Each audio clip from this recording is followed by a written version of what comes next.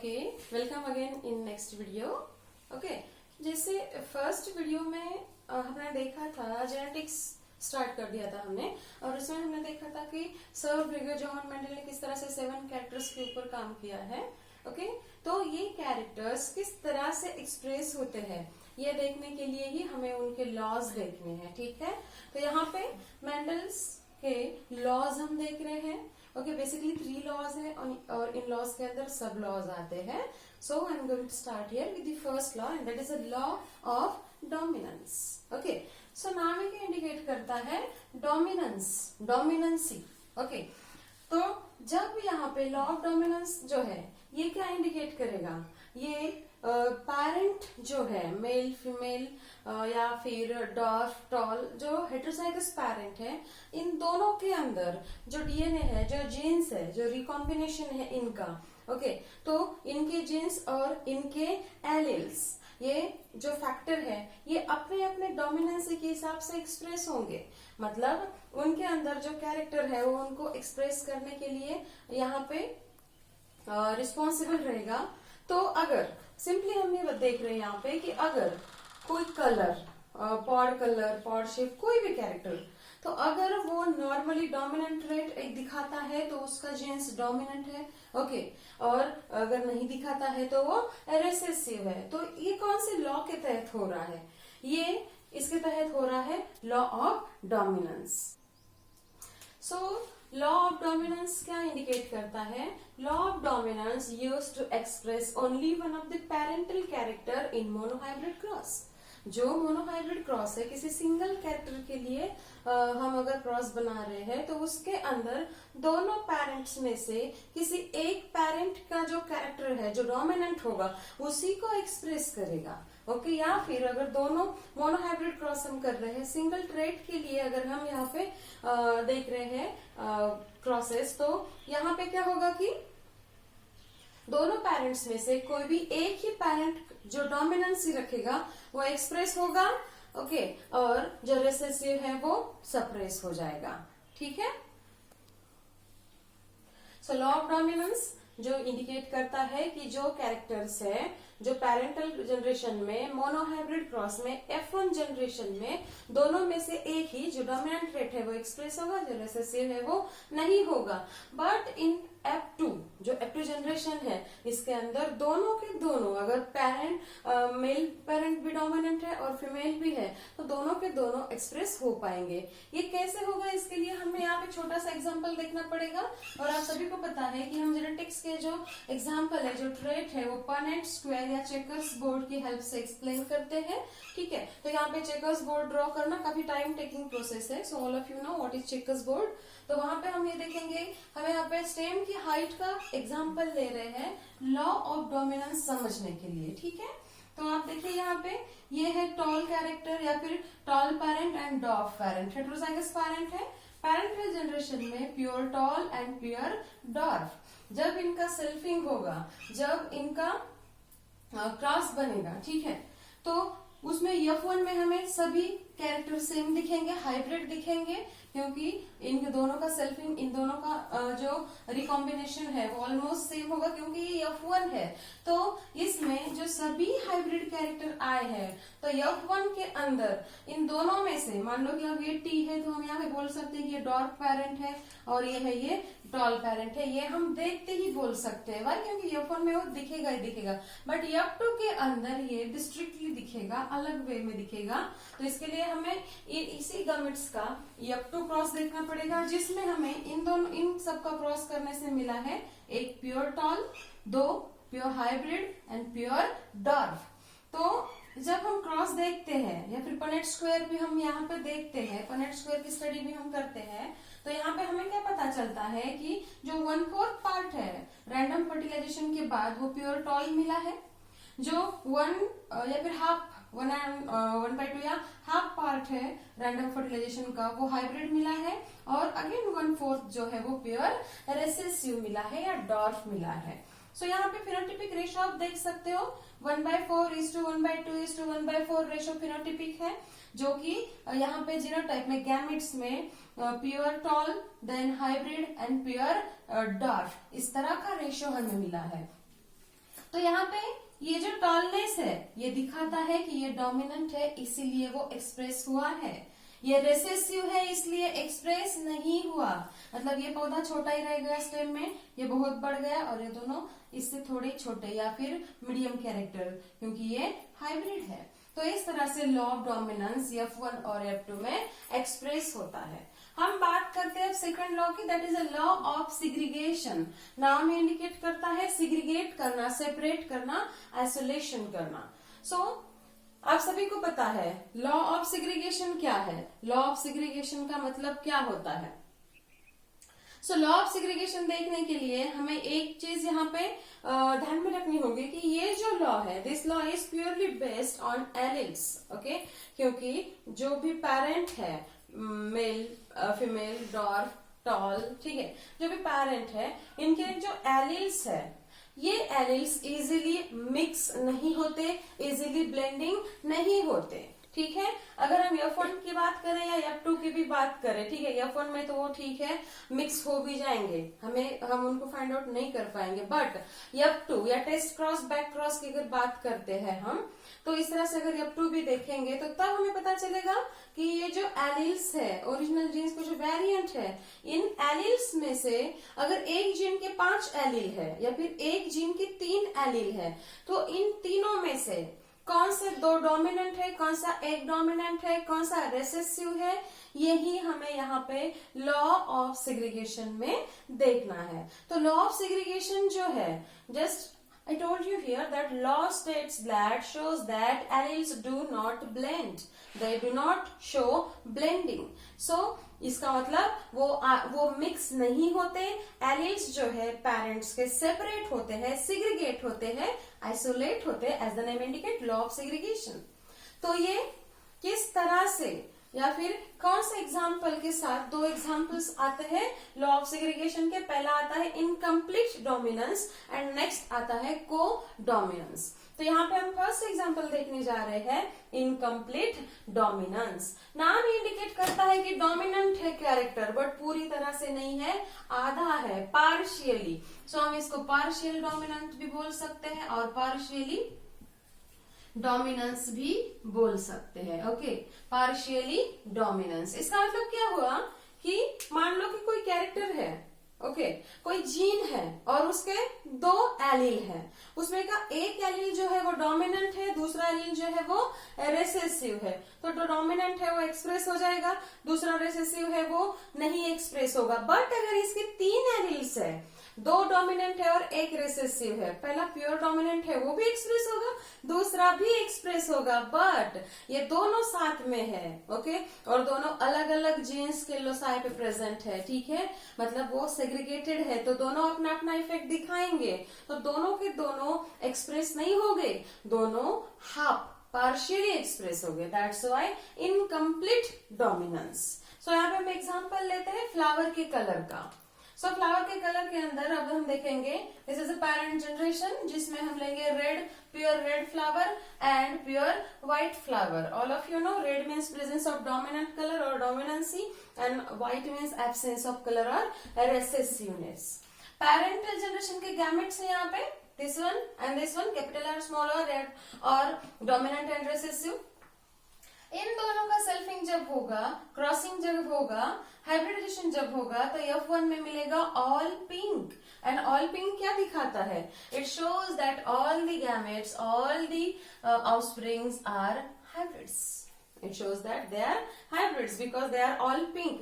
ना तो कोई प्योरली रेड हुआ, ना तो कोई व्हाइट हुआ, ठीक है। F1 में जितने भी मिले ऑफस्प्रिंग सबके सब हाइब्रिड मिले, ऑल पिंक मिले। तो जब इन ऑल पिंक का, हाइब्रिड्स का यहाँ पे सेल्फिंग हुआ, ठीक है, रिकॉम्बिनेशन हुआ, तो हम F2 में देखेंगे कि उसका इफेक्ट क्या आया, ठीक है। तो यहाँ पे देखते हैं इसका जो रिकॉम्बिनेशन हुआ, इसका जो हाइब्रिडाइजेशन हुआ, उसमें हमें एक पेयर मिला प्योर टॉल, एक पेयर मिला pure red, it means dominant colour.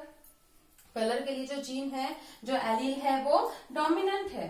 यहाँ पे मिला हमें hybrid, okay, it means partially incomplete, okay. और यहाँ पे हम देखते हैं absence of colour means pure recessive. तो आप फिनोटाइप देखते हो तो red, 1 red 2 pink and 1 white, तो फिनोटिपिक रेशियो क्या हुआ 1:2:1, और जीनोटिपिक रेशियो भी हुआ इसका 1:2:1। तो जो रेशियो लॉ ऑफ डोमिनेंस में या फिर मोनोहाइब्रिड क्रॉस में 1:3:1 फिनोटिपिक एंड जीनोटिपिक 1:2:1 है, वो लॉ ऑफ सेग्रीगेशन में टोटली एप्लीकेबल नहीं है। That's why law of dominance is a universal law, but law of segregation is not a universal law, और it's not universally or we can say it has some objections or mixture or need to know more about them. Okay, so we are going to start here the next example of law of segregation. Okay, so here is the second example of law of segregation. Law of incomplete dominance के बाद आता है law of co-dominance. नाम ही indicate करता है इसका, ये को-डोमिनेंस है। को-डोमिनेंस का मतलब ये होता है कि अगर किसी जीन्स के एलील्स है और मल्टीपल एलील्स है, आई मीन टू से दो से ज्यादा एलील्स है, तो अगर वो 2 से ज्यादा एलील डोमिनेंट है तो साथ में एक्सप्रेस होते हैं। ठीक है, तो उसके लिए हमें यहाँ पे समझना होगा को-डोमिनेंस। सो अभी तक हमने क्या देखा लॉ ऑफ इनकम्प्लीट डोमिनेंस में या फिर लॉ ऑफ डोमिनेंस में। लॉ ऑफ डोमिनेंस में हमने देखा कि only dominant genes dominant alleles will be express. Law of incomplete dominance में हमने देखा कि जो मतलब F1 जनरेशन के अंदर जो एक्सप्रेशन है वो पार्शियल आएगा। ठीक है, पहले इसमें हमने लॉ ऑफ डोमिनेंस में देखा कि F1 में अदर ऑफ द पैरेंट में वो डोमिनेंस ही कैरी करेगा, जो डोमिनेंट है वो। देन इनकम्प्लीट में हमने देखा कि पैरेंट पार्शियल एक्सप्रेस होगा, मतलब फर्स्ट केस में लॉ ऑफ डोमिनेंस में पैरेंट किसी एक पैरेंट से रिजेम्बलेंस रहेगा, सेकंड केस में पार्शियली मतलब आधा आधा रिजेम्बलेंस रहेगा। But in case of codominance F1 generation जो है it resembles with both the parents. Okay, mother and father के दोनों के पेरेंट्स को ये रिजेम्बल करेगा कोडोमिनेंस में। और इसको समझने के लिए यहाँ पे बेस्ट एग्जांपल है ABO blood group system in human beings. So human beings के अंदर एबीओ ब्लड ग्रुप सिस्टम जो है ह्यूमन बींग्स के अंदर जो रेड सेल्स है वो रेड सेल्स इस ग्रुपिंग्स को डिसाइड करती है। एक्चुअली सेल्स के जो प्लाज्मा मेम्ब्रेन है वो प्लाज्मा मेम्ब्रेन एक पर्टिकुलर टाइप का शुगर पॉलीमर रेडी करती है।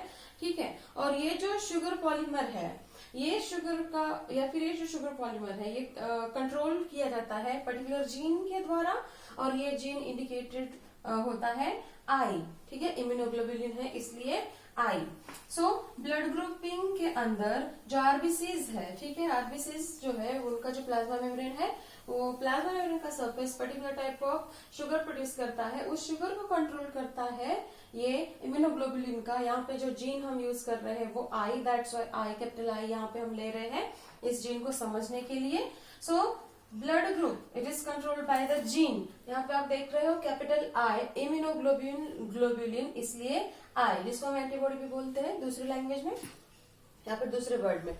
एंड ये जो जीन आई है इट हैज 3 एलील्स, तो इस जीन्स के जो जीन्स का कंट्रोल कर रहा है आरबीसीज के प्लाज्मा मेम्ब्रेन के सेल सरफेस के ऊपर प्लाज्मा मेम्ब्रेन से जो पर्टिकुलर टाइप शुगर प्रोड्यूस हो रही है उसको कंट्रोल करने वाला जीन इम्यूनोग्लोबुलिन आई, ठीक है, एंटीबॉडी, ये इसके 3 एलील्स है। तो ये एलील्स कौन से पहला आता है यहाँ पे first gene capital A, first gene capital B and third one is small आई।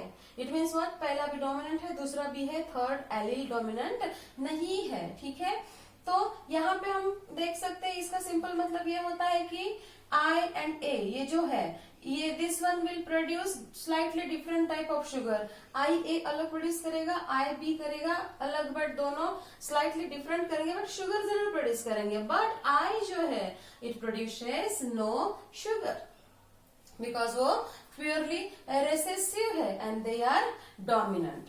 तो ये समझने के लिए ही अब हम यहाँ पे इन एलिल्स का हाइब्रिडाइजेशन देखेंगे, इनका सेल्फिंग देखेंगे। सो उसको समझने के लिए यहाँ पे एक चार्ट या फिर मैंने एक एग्जांपल ड्रॉ किया है ब्लड ग्रुप का, हम देखते हैं।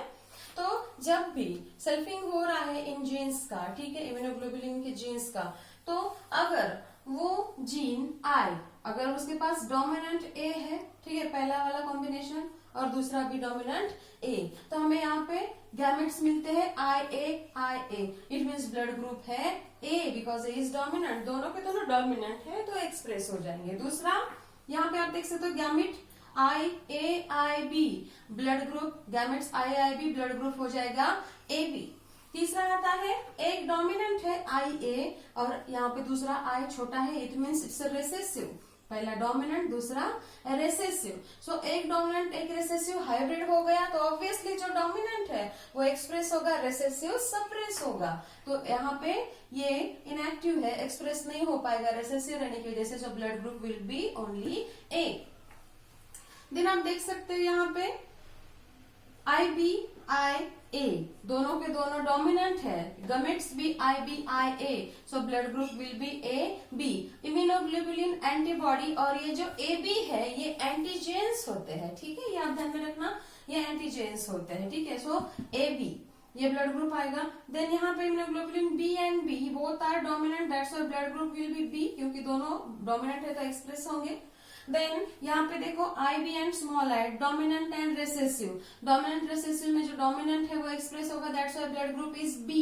एंड एक आता है पनेट स्क्वायर के चेकर बोर्ड के हिसाब से जो 1/4 सेकंड 1.5 देन अगेन 1/4 जो रेशो फॉलो होता है, या फिर सिंपली बोलो जो हाइब्रिड क्रॉस है जो हम 2 जीन इंटरेक्शन में आगे पढ़ेंगे, ठीक है, उस तरह का चेकर बोर्ड यहाँ पे बनता है। तो लास्ट में जो रेसेसिव अलील है उनका जब सेल्फिंग हुआ तो recessive obviously recessive and if recessive there are no sugar, that's why there is no antigen, only antibody will be there, that's why blood group is O।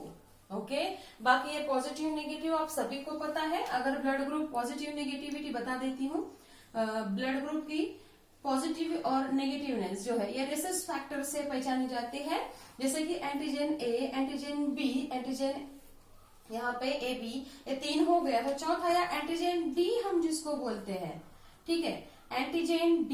ये एंटीजन D जो है ये races monkey की blood में पाया गया था। अगर ये एंटीजन D इन एंटीजन के साथ प्रेजेंट है सो ब्लड ग्रुप पॉजिटिव हुआ। मान लो कि एंटीजन D अगर इस B के साथ प्रेजेंट है तो it will be B positive blood group, और अगर नहीं है तो ये नेगेटिव हो जाएगा, ठीक है। इस तरह से हम ब्लड ग्रुप आइडेंटिफाई करते हैं।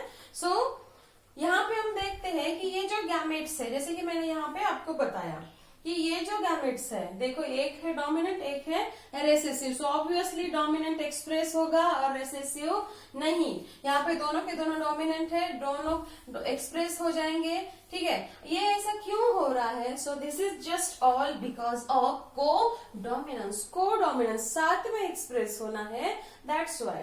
सो दिस एलील्स जो कि 6 कॉम्बिनेशन प्रोड्यूस करता है, here we taught about 6 combination, so this is all about codominance. So इस वीडियो में हमने law of segregation, law of dominance पढ़ा। लॉ ऑफ सेग्रीगेशन के 2 एग्जांपल पढ़े, law of incomplete dominance and law of codominance. So next video में हम देखेंगे 2 gene interaction, because यहाँ तक जो इसके पहले का एक वीडियो और ये वीडियो, ठीक है, that's all about the 1 gene interaction. So 2 gene interaction we will learn in next lecture. Thank you.